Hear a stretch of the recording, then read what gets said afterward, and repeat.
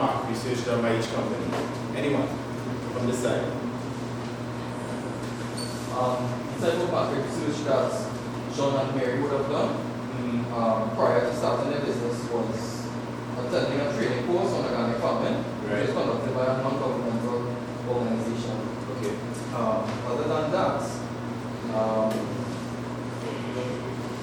door-to-door salespersons.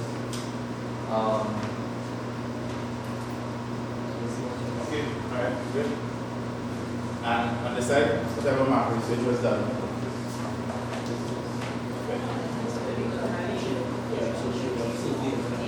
So the internet, television.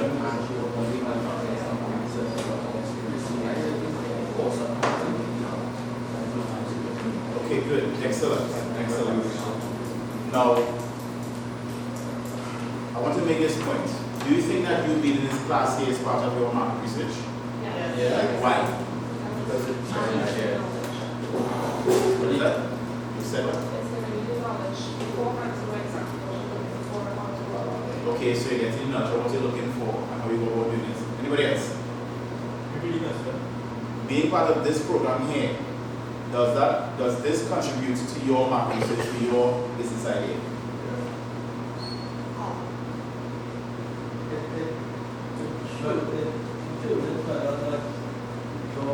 What you are already doing, or if you take that to the steps you show you how to go about selling your idea. Okay. Anybody else? Alright. So I'm putting it to you that being part of a program like this helps you with your market research because you get to understand who else in the same industry as you. Everyone here have a particular goal at the end. Everyone here will have some product or service. The person who's sitting next to you might be a customer. The person sitting next to you might be a supplier. So what I'm saying to you is that there are various ways in which you can get information with regards to your market. That is the takeaway out for this point. Next slide, please.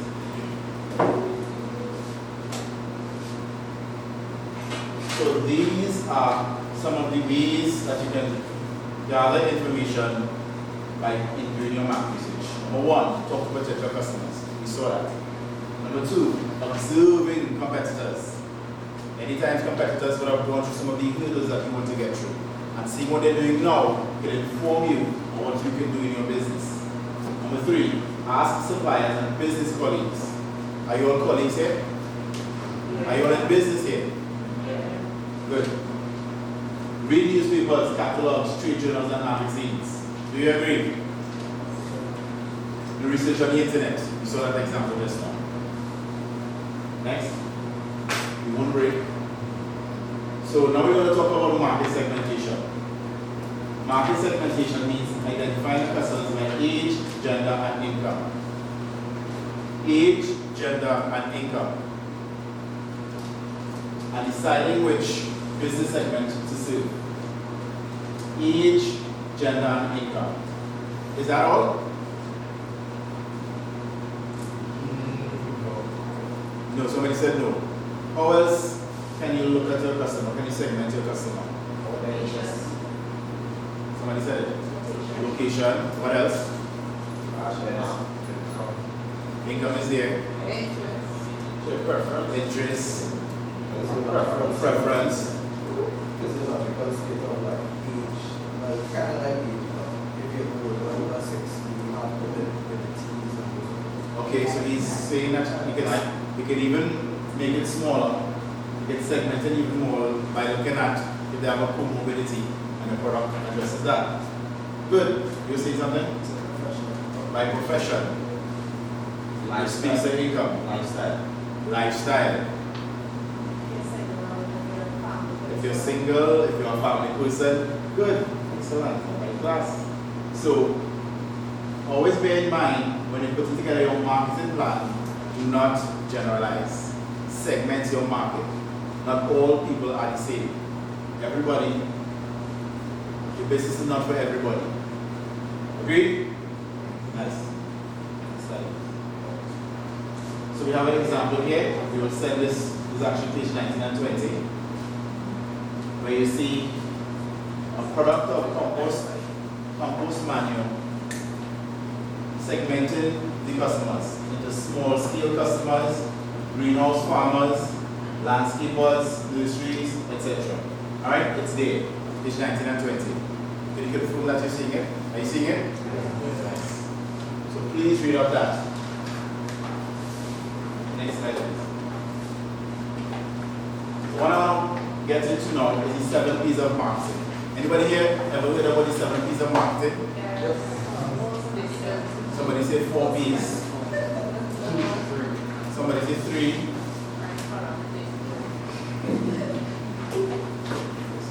Whoever heard about 8? Have you heard about 8? That's another course.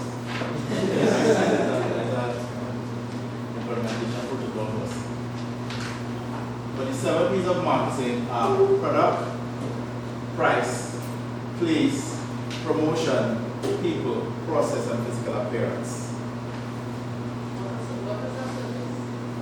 What if it's a service? Anybody? What if it's a service?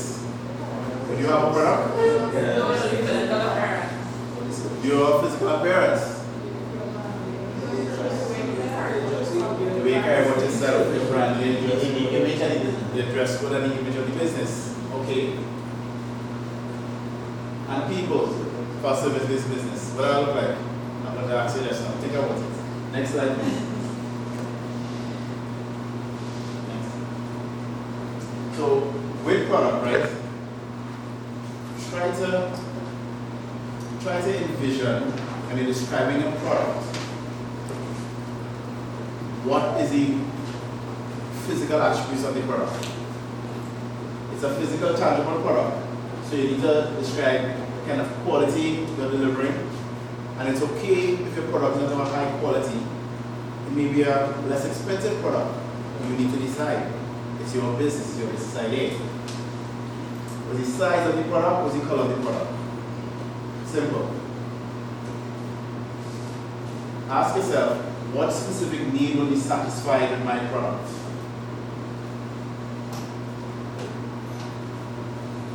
For your business, ask what type of goods or services will be offered. And someone asks the question, so what if I have a service-based business? How am I going to describe that as a product? Well, I will have you know that even in service-based businesses,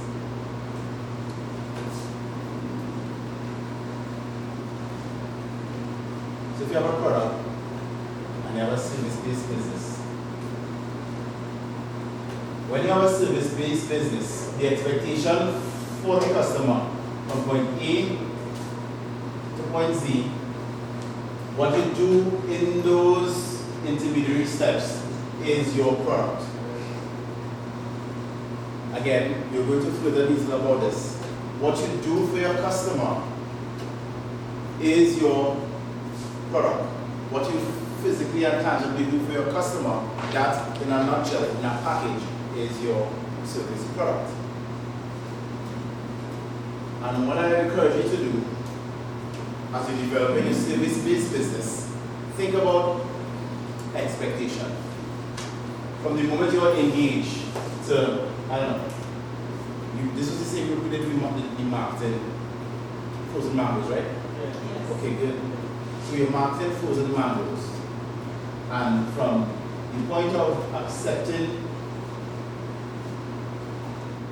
the farmer with frozen mangoes job to promote his mangoes to having a successful campaign, whether it be a launch, whether it be a teaser, whether it be some sort of event, or even regular sales every day.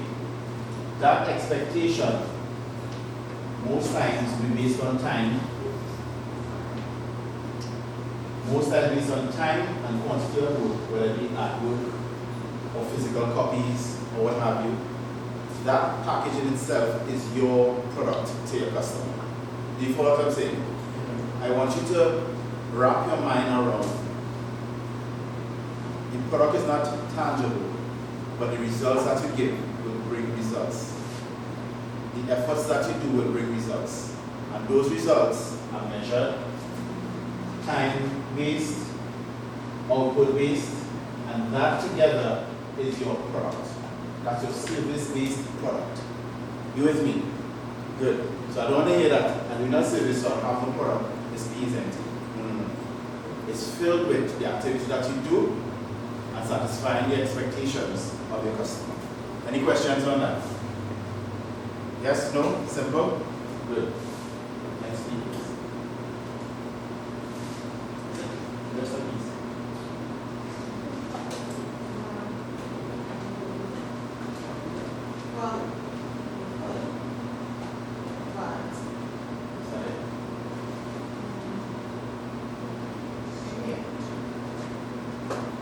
Alright, nice. Good. So, prices are.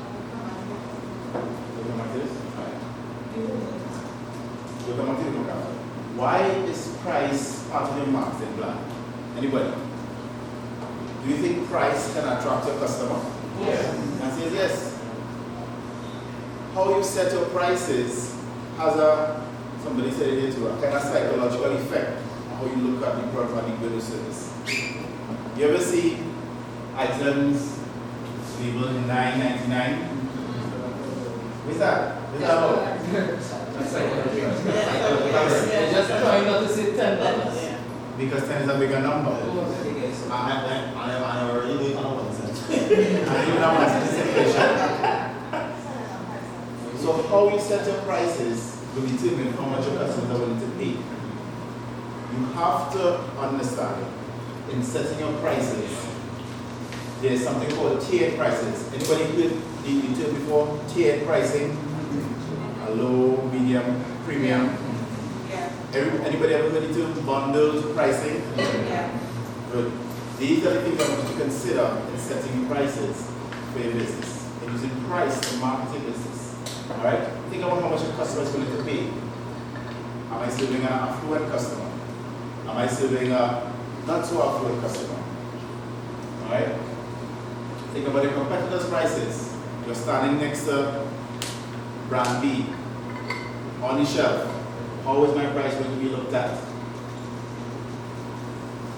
And one thing that we would advise is do not set a low price to be competitive. That's a very fast race to the bottom, and no one wants to be here. Question? So,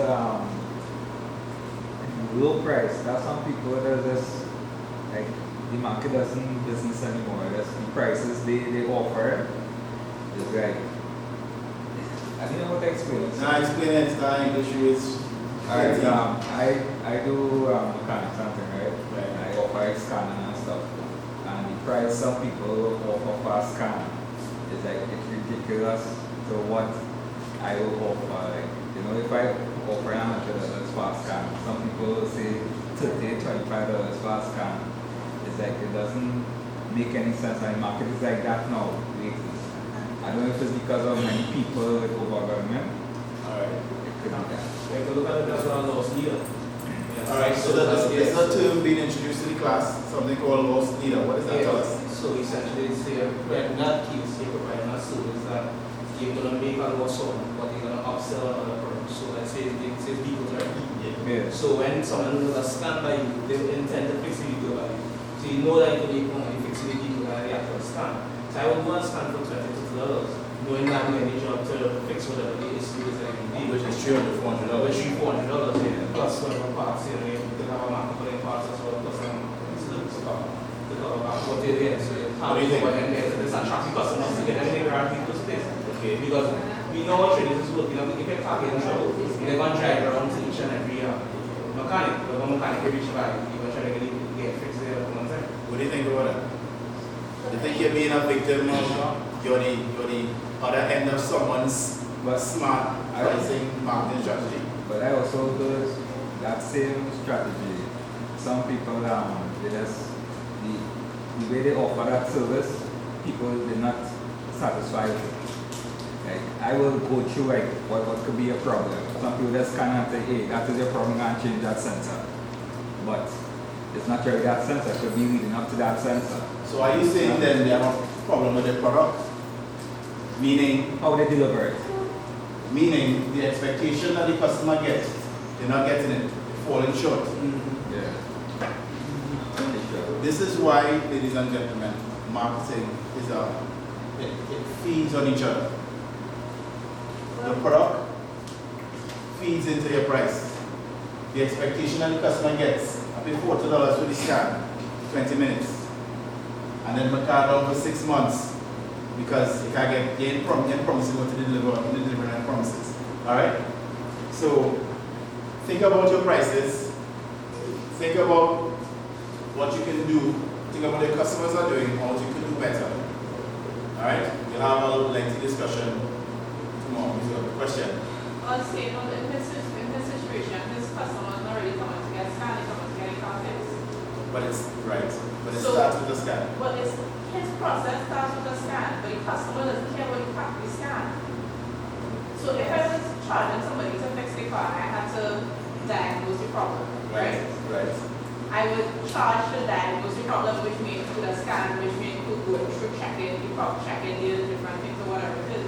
But I would never charge a customer, I would never say to a customer, $100 for a scan, or even $30 for a scan, because the reason why you're coming to me is I am the mechanic that can solve the problem. You could go by somebody else and pay $20, $25 for a scan, but it's still going to back by me, so why even mention the scan? The scan is not the value here. So it's kind of free, There's a big cost of the diagnostics in your service. So the scan, so someone is saying that the scan is free, so they think they're getting a better service by the person offering free scans. Yeah. Okay. Contribution. Okay. And that's what I used to buy, right? She would offer consultation, fee of $150. But if you decide to do the job on that day, then she would waive the fee. So Okay. but she sort of incorporates it, of course, in her thing. But so if you probably do something like that, $100 for my scan, that's it, and the full thing that I have to start. And if you decide to stay with me, you know, I would. You can't just offer your service or Okay. You were going to say something, huh? I was going to say, some people, some customers, they might come by for a scan, then shop around to see if it's a any problem, there's a rates. Then they might shop around to see who will fix the rates cheaper. So they might not necessarily get this right, but you probably could diagnose any problem, so they will take that service, but not the entire suite of services. That's like for our house. Alright, I take these two and then the guy with the original will speak. There's also the option of setting your price low initially. So accepting yours and setting it at 30. And over the course of 12 months, you incrementally raise the price to match what it is you're going to do. This is Okay. Contribution. Alright.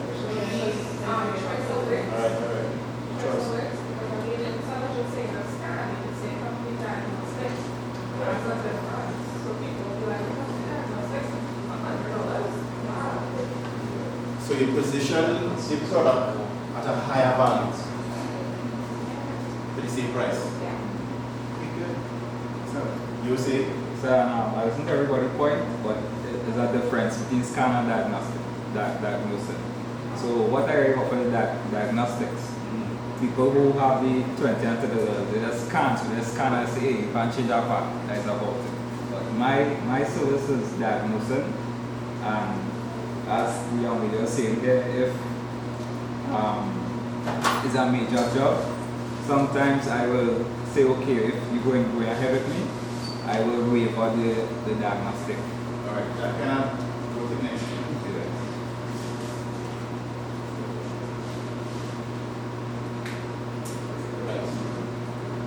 So we'll come at this. Place this fee is one of the P's in marketing. Self-explanatory. It speaks of where you consider having your business. The location of your business. This method will influence how accessible your business is to the customer, the access to raw material, suppliers, there are advantages and disadvantages of different locations. A supermarket will have a different advantage over a restaurant. And based on the reasons that you have, remember it's marketing, to attract and keep a customer to profit, you will decide on the place to set up your business. Alright? Any questions about that? Good. That's pretty easy. Next one, which is XP. Yeah, if I'm not online business. If you're an online business. Yeah. I want to see if the place. Anybody, if you're an online business, what does this apply? It depends, if you sell a physical product, you still need a place to store it. Right, you can have a physical product. Online business, and you're selling a software, but just, yeah, unless it's like a software that you don't have. But actually, we're Many times to a software will need actual computers to update and so you need a. So you still need a physical place. So he's saying even if it's selling a software, you still need a physical place for storage of the inventory as well as the machinery and the computers and whatnot. Alright. So, This guy was saying something. we saying having a simple easy to remember URL is Okay, I need to remember URL is also part of his location. Alright, where you can find him on the World Wide Web.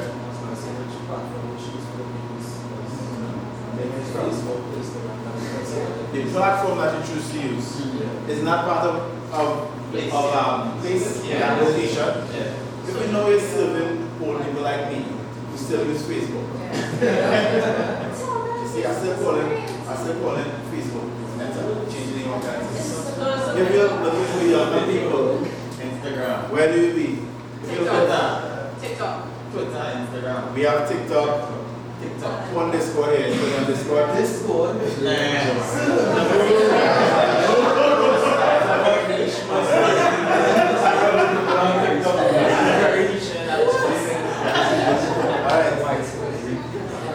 So you have, even if you're a digital business, your location matters.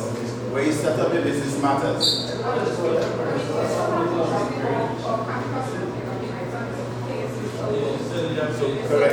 Correct. Alright? So for this, I would want you to consider depending on what you offer. So if you have an online store, sorry,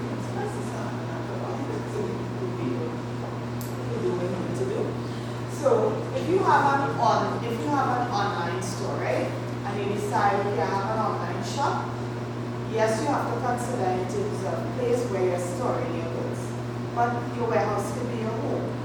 And you can decide to do delivery through a certain means, right? You can have a courier via delivery.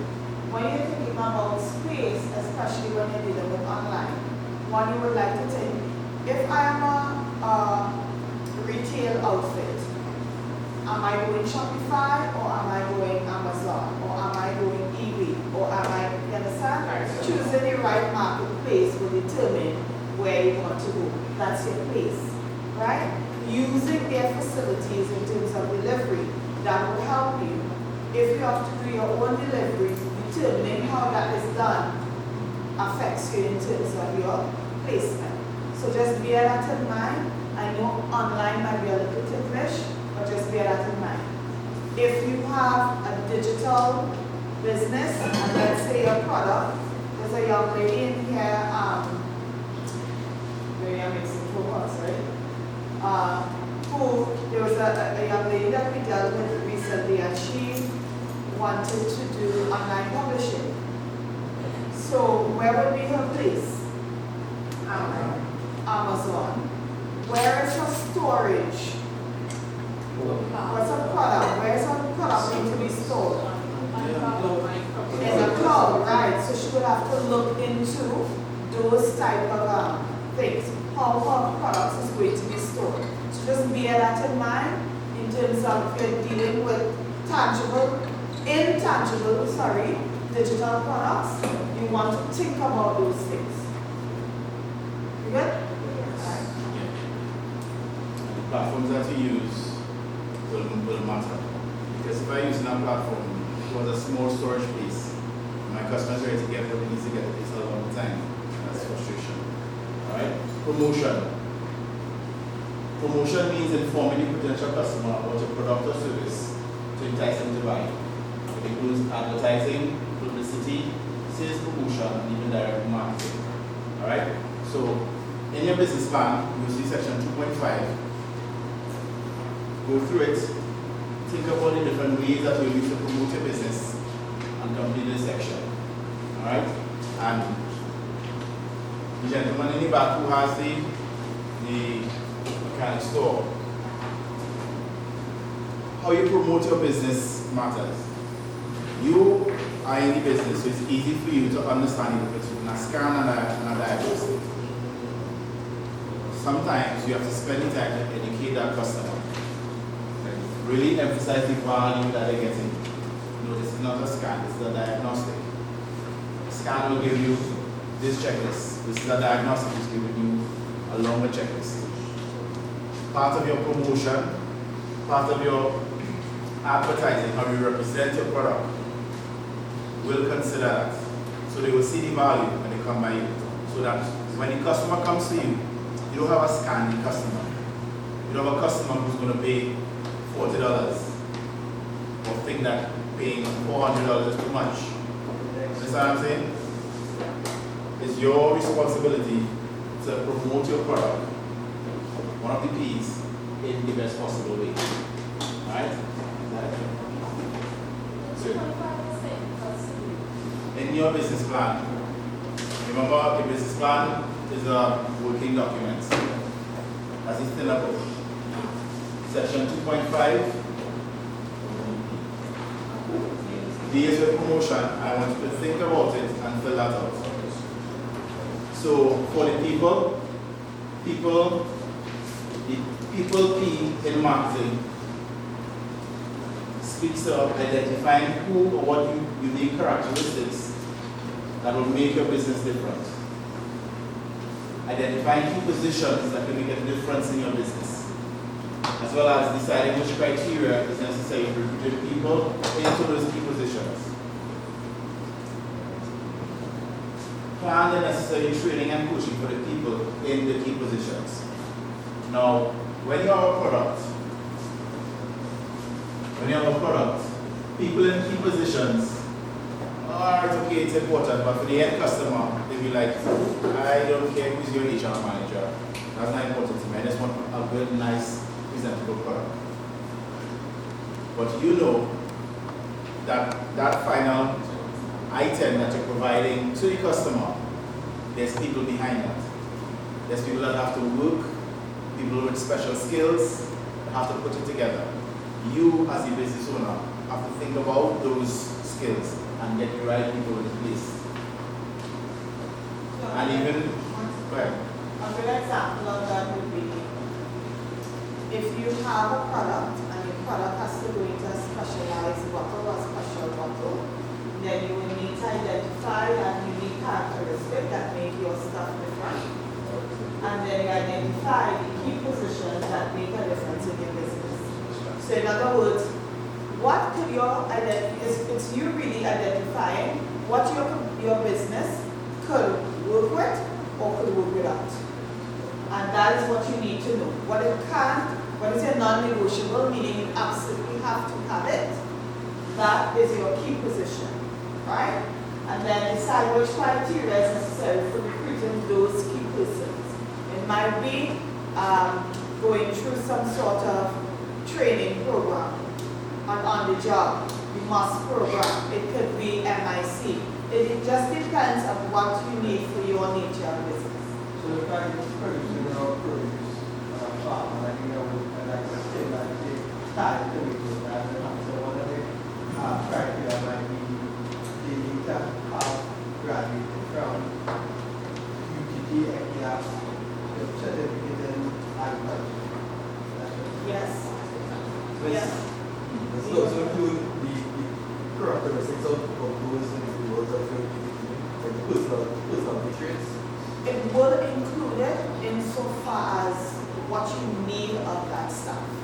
So if I need a staff to have the ability to do critical thinking, meaning I don't have to stand over the person and micromanage them. If something happens, they are able to assess the situation and come up with a solution, then by all means, yes.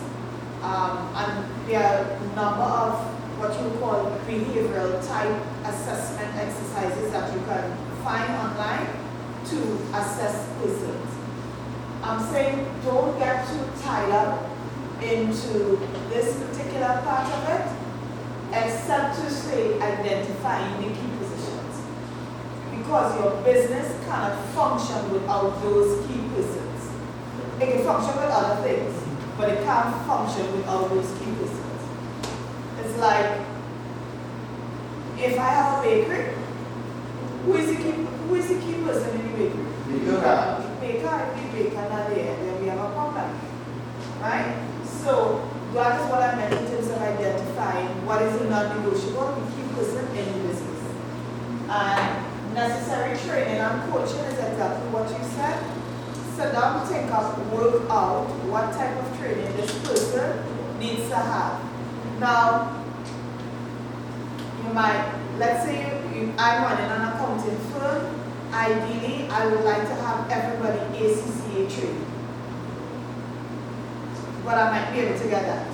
So I can ask that everyone at least did some sort of financial degree or some sort of accounting training, and I can have the list of the type of training, the minimum, in order for them to do their job. Fair? Alright. Process includes the various mechanisms and procedures that help the product to finally reach your customer. The process can be a good competitive advantage because it minimizes waiting time, keeps the customers informed about the product being delivered to them at any point in time, and it minimizes customer annoyance with helpful and friendly staff. Many times, service-based businesses spend a lot of time on having a customer-friendly process. Product-based businesses focus on having the experience is at the end to the customer. They just want the product out of the factory as soon as possible for product-based businesses. Alright? And it is part of the overall marketing. Question? So a process, it would be like a domino when they go up the same way you can track your order. You can see like when they start to take cheese on the pizza, you put it to there so the customer now has an idea as to how long things is going to take. Absolutely. So they thought about what can I do different to the competitor to make my customers feel happy, feel informed. People in the information age, people like to know why does it take so long, where is it at? It's like tracking a package. People feel good to know that, alright, my package is in XYZ warehouse, it's on the van, it's on its way, I should get it by Tuesday, for example. This is part of your marketing. Any questions? Good. Excellent. And so, well, the physical evidence, this here is about your physical presentation. Alright? More so, digital business like web pages, packaging for product businesses, signage. I know in another group, somebody was very much interested in signage, the uniform and dress code, business cards, mailboxes, all these things. These are the physical evidence that you are an established business. People look for these things to know, well, okay, can I do business with them?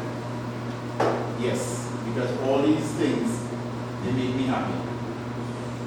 Any questions? And it would be for persons who don't have brick and mortar shops, your physical evidences are going to be your Facebook page, your logos, your social media handles, your newsletters. Promotions at the grocery. So if I promote it, sometimes Yes. I would want someone who basically looks healthy. That's right. So she's saying if she's promoting a health food drink, one of her physical evidence is to have someone who physically looks healthy. Which is true. You want to represent your product in the best possible way. You don't want people to, questions.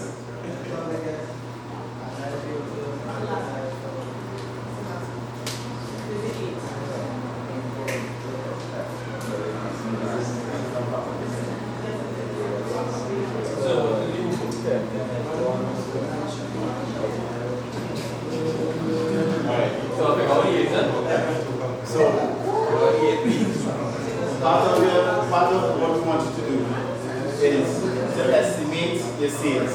How you estimate your sales is by putting a number on the expected amount of people that will buy a product.